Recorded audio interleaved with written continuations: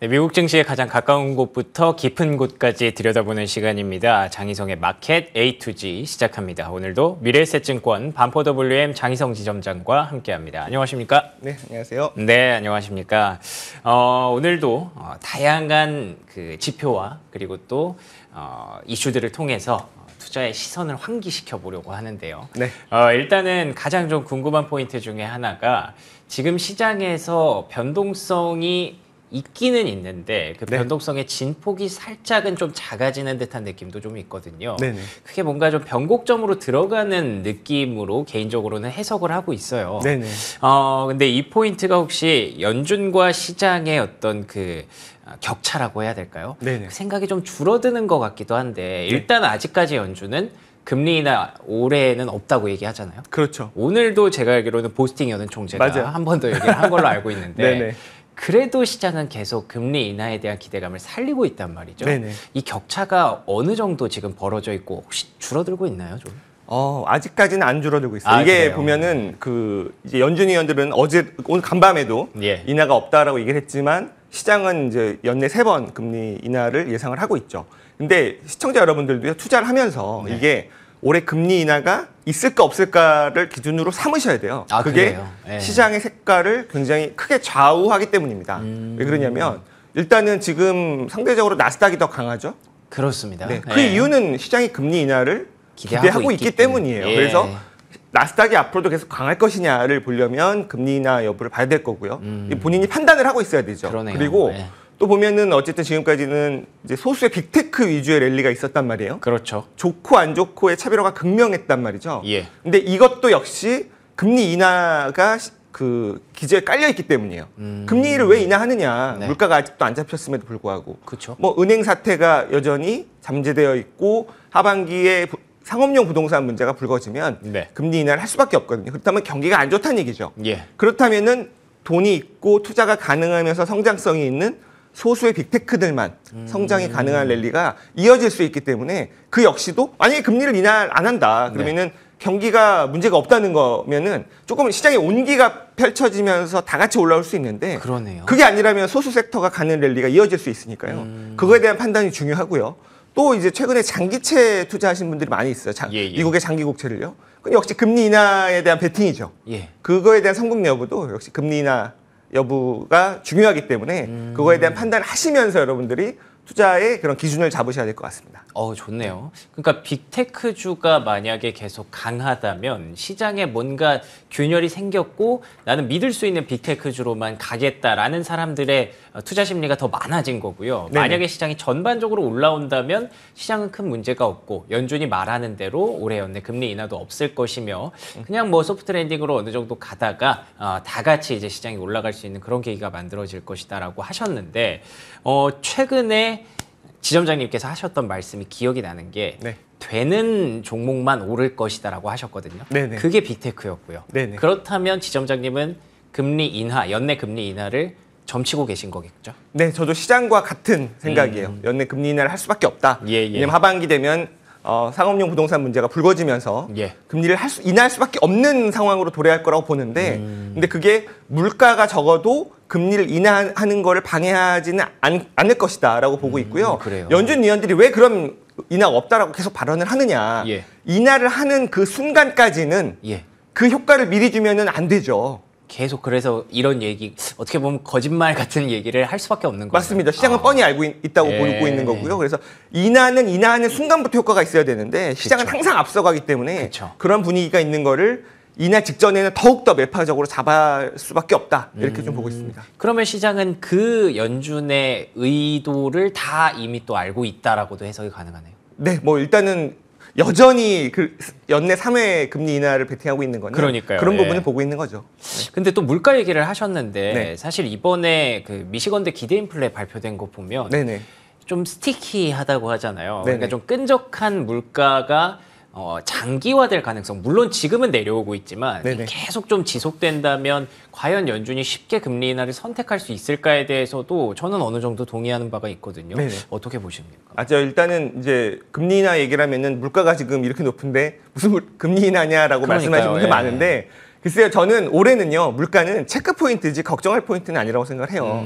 물론 이게 지금 5.0에서 4.9니까 별로 내려온 것 같지 않지만, 네. 그거는 이제 4월에 오펙이 이제 깜짝 자발적 감산을 하면서 유가가 살짝 튀었었어요. 아, 그래서 그런 그런구나. 효과가 있었지만 네. 이게 다시 지금 71달러 정도 내려와 있죠. 네네, 그렇죠. 그래서 이런 효과가 본격화될 것이기 때문에 물가 상승률은요, 적어도 빠르면 5월, 네. 늦으면 6월 데이터에서 앞자리 3자를 볼 거예요. 헤드라인은. 오. 네, 빠르게 내려올 거로 보고 있습니다. 그래서 예. 이런 것들이 결국에는 물가를 걱정할 요인으로는 안 만드는 것들을 여러분들은 조만간 보실 거라 보고 있습니다. 저는 그럼 말씀 중에 그것도 좀 궁금해지는 게 에너지 가격이 왜 이렇게 계속 빠지는 건가요? 저는 그것도 좀 궁금하더라고요. 그러니까 유가가 예. 그 오펙이 이제 자발적 감산하면서 80달러를 넘었었잖아요. 그러니까요. 그것도 안 통하는 지금 상황이잖아요. 네, 그럼 감산을 왜 하느냐라고 봐야 될 것 같은데요. 아. 그러니까 유가를 올리고 싶어서 감산을 한다고 생각하실 수도 있지만 예. 유가를 방어하기 위해서 감산을 한다고 볼 수도 있는 거예요. 아, 그러네요. 왜냐하면 네. 자, 경기 침체에 가장 민감한 조직이 어딜까라고 보면 저는 네네. 오펙이라고 생각을 해요. 예. 수요가 조금만 빠지면 유가는 급락을 합니다. 예. 금융위기 때 150달러에서 20달러까지 빠지는 걸 봤고요. 그렇죠. 그리고 불과 한 2년 전, 3년 전인가요? 마이너스 유가를 본 조직이잖아요. 저는 그거 거짓말인 줄 알았어요, 진짜로. 그래서 이게 그들은 누구보다 빨리 수요의 감소를 예견한 거고요. 아. 그래서 그거를 선제적으로 감산을 한 겁니다. 네. 그러다 보니까 이게 오펙이 그 정도로 감산을 했는데도 유가가 안 오르는 거면 예. 하반기에 경기는 빠르게 둔화되고 수요가 식는구나라는 거를 우린 또 거기서 포인트로 잡을 수 있는 거죠. 지금 실제로 이번에 엠파이어 스테이트 제조업 지수 뭐 그렇게 시장에 영향력이 큰 지표는 아닙니다만 마이너스 30을 넘어가면서 네네. 정말 미국 경기가 하강하고 있구나. 근데 생각보다 속도가 좀 빠르구나라는 네네. 생각을 좀 할 수 있게 됐는데 그 변수는 좀 없을까요? 너무 빨리 이렇게 하강하게 된다면 빨리 하강하게 되면은 빨리 금리 인하를 할 수밖에 오히려 없는 거예요. 더 좋게 해석할 수 있는 거군요. 그러니까 사실 그거를 그 밸런스죠. 예, 그쵸, 그러니까 그쵸. 경기가 빠르게 하강을 하는데 그 속도를 못 맞춰서 금리를 못 내리면 네. 와르르 무너질 수 있잖아요. 네. 그래서 이게 서서히 이 곡선을 완만화시키기 위한 조치들, 이게 뭐 재정 정책이든 통화 정책이든 나와야겠죠. 예. 완만하게 그러니까 시스템이 망가지지 않을 정도의 경기 하강을 만들어 준다면 그런 여전히 성장을 보여주는 빅테크에서는 기회가 있을 것이고요. 실기를 한다면 만약에 연준이 실기를 한다. 그쵸, 예. 금리 인하 시기를 놓쳐서 와르르 무너지면 사실 뭐 빅테크가 뭐고 없습니다. 그쵸. 예, 그래서 그런 것들을 잘 해야 되기 때문에 금리 인하를 하반기 할 수밖에 없지 않나라고 보고 있는 거죠. 이게 결국에는 또다시 연장선이 가서 금리 인하의 배경으로 작용할 수밖에 없다라고 네, 그렇게 보시는 거군요. 알겠습니다. 뭐 지금까지 다시 한번 좀 정리를 해드리면 물가 상승률 둔화되는 거 여러분들 다 확인하고 계실 텐데 그 둔화되는 과정과 진폭에 있어서는 조금은 최근에는 변동성이 좀 있습니다. 왔다 갔다 할 수밖에 없죠. 근데 추세적으로 봐야 된다는 말씀이셨고 그 중간중간에 계속 물가가 무조건적으로 내려올 수만은 없으니까 하지만 그래도 추세적으로 본다면 빠르면 5월, 6월 안에 3자를 볼 수도 있다는 그런 얘기를 좀 해주셨어요. 보시다시피 유가라든지 천연가스 가격도 요즘 계속 좀 하락세를 이어가고 있죠. 지금. 근데 이제 일단은 5월, 6월을 제가 또 말씀드린 이유 중에는요. 네네. 유가가 작년에 정점이 6월이었어요. 아, 그래요? 그래서 마이너스 효과를 봐야 되는데 네. 예, 이게 작년 6월 같은 경우에 이제 미국의 휘발유 가격, 가솔린 가격이 5달러 평균, 전국 평균 5달러였는데 지금 한 3.5달러 수준에서 왔다 갔다 하고 있단 말이에요. 예. 그렇다면은 전년비로 마이너스 30%의 효과를 주는 겁니다. 그러네요. 그 마이너스 20, 30의 효과를 주는 게 5월, 6월, 7월, 8월 정도까지고요. 물론 9월부터는 이제 그때 이미 유가가 떨어졌기 때문에 그쵸. 전년비 효과가 없긴 합니다만 네. 유가가 드라마틱하게 일단은 4월은 그 효과가 좀 덜했죠. 80달러까지 올라가면서 휘발유 가격도 좀 올랐었단 말이에요. 예. 그게 5월, 6월에 엄청나게 마이너스 효과를 에너지에서 보시는 걸 볼 예. 거기 때문에 빠르게 3%대로 떨어질 거고요. 근데 거기서 쉽게 안 떨어지긴 할 거예요. 예. 연말까지 3%대를 유지를 하긴 할 겁니다만 거기다가 만약에 주거비 우리가 지긋지긋하게 보고 있는 주거비가 하락이 보이게 되면 그렇게 되면은 정말 드라마틱한 물가 상승률의 하락이죠. 물가가 예. 빠지는 건 아니니까 물가 상승률의 하락을 아마 보시게 될 거예요. 그래서 더 연준이 미리 이렇게 좀 문단속을 하고 입단속을 하고 있다고 해야 될까요? 그런 네네. 느낌도 좀 없지 않아 있겠네요. 그걸 다 알고 있으니까요. 그럼요. 연준은 이미. 네. 알겠습니다. 저희가 생각하는 것처럼 그렇게 물가 상승률의 하락폭이 크게 둔화되지 않고 오히려 이제 3자를 볼 수도 있다는 그런 기대감을 갖고 계셨는데 혹시라도 그래도 이게 좀 문제가 될 수 있지 않을까 싶은 게 서비스 물가는 조금 덜 내려오고 있는 건 사실이잖아요. 네네. 최근에 또 고용 지표의 중요성이 그래서 더 대두되는 것 같기도 하고요. 네네. 이 부분에 대해서는 어떻게 보고 계세요? 서비스 물가의 원가의 대부분이 인건비죠. 그렇죠. 그럼 예. 고용 지표를 봐야 됩니다. 그렇죠. 고용 지표를 봐야 되는데 이게 여러분들 이제 4월에 그 이제 비농업 고용 지수 지표를 보면 네. 이게 한 6만 8천 명 서프라이즈가 나오긴 했습니다만 그렇죠. 전월 전전월 수정했죠. 이게 이제 뭐 2월 이게 이제 3월 2월을 한 7만 명대 마이너스 각각 7만 1,000명, 7만 8천 명을 마이너스 수정을 했습니다. 아, 그래요? 그런 결국에는 합산하면 쇼크예요. 그러네요. 고용은 이미 쇼크가 나왔습니다. 이제 빠르게 싣고 있죠. 이제 구인 건수, 그 다음에 이게 뭐 여러 가지 그런 그 고용의 지표가 식어갈 만한 선행 지표들이 식어가고 있어요. 예. 그리고 굉장히 임시직 고용이라는 지표가 있는데 그게 이미 피크를 찍고 내려오고 있거든요. 이거는 지금 한 300만 명 정도 되는데 이제 굉장히 단기 파트타임의 그런 이제 구직자들을 모아놓은 거거든요. 이미, 이미 직업을 갖고 계신 분들, 고용되신 분들 모아놓은 지표인데 이거는 뭐 줄어들면은 몇 달 만에 100만 명씩도 줄어들어요. 그게 이제 피크를 찍고 내려오고 있기 때문에 굉장히 이게 실업률 증가에 좀 그런 어떻게 보면은 더해진 효과가 나올 거고요. 이런 것들이 나오게 되면은 지금 사실 4월에도 시간당 임금이 예상치보다 좀 높게 나와서 걱정을 하시는데 네. 이 부분이 떨어지면서 이제 서비스 물가도 좀 잡혀가는 것들을 보시게 될 거라고 보고 있습니다. 오, 알겠습니다. 지점장님 말씀을 들어보면 물가의 하락폭이 점점 더 커질 것이고 하락세가 지속될 것이라는 것은 거의 뭐 확신을 하고 계신 것 같아서 이 부분들에 대해서 여러분들의 의견도 좀 궁금하고요. 여러분들의 투자 전략에 꼭 힌트가 되지 않을까라는 생각이 좀 듭니다.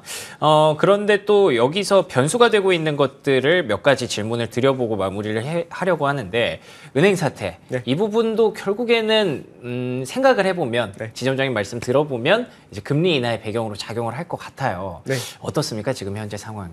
그러니까 이제 직접적인 영향과 간접적인 영향이 있을 텐데 직접적으로도요. 은행이 어려워집니다. 네. 그렇죠? 예금이 줄어들고 있어요. 네. 근데 그 원인을 예금이 줄어드는 원인을 보면 사실 이제 대형은행들은 일반 예금을 이제 0.3% 수준밖에 안 주고 있었어요. 예. 예금을 더 받을 필요가 없으니까. 그렇죠. 우리는 기준금리 올라가면 예금금리 다 올라갔는데, 그렇죠. 근데 이제 중소형 은행들도 그 금리를 올려야 됩니다. 예금금리. 예. MMF가 5%를 줘요. 그러니까 아무리 올려도 예금금리 5%까지 못 주거든요. 그럼 빠질 수밖에 없습니다. 애플이 지금 4.15%를 줘요. 미국에서. 네. 뭐 애플 정도면은 대형은행 정도의 신뢰도기 때문에 그렇죠, 예. 대형은행도 지금 예금이 감소하고 있어요.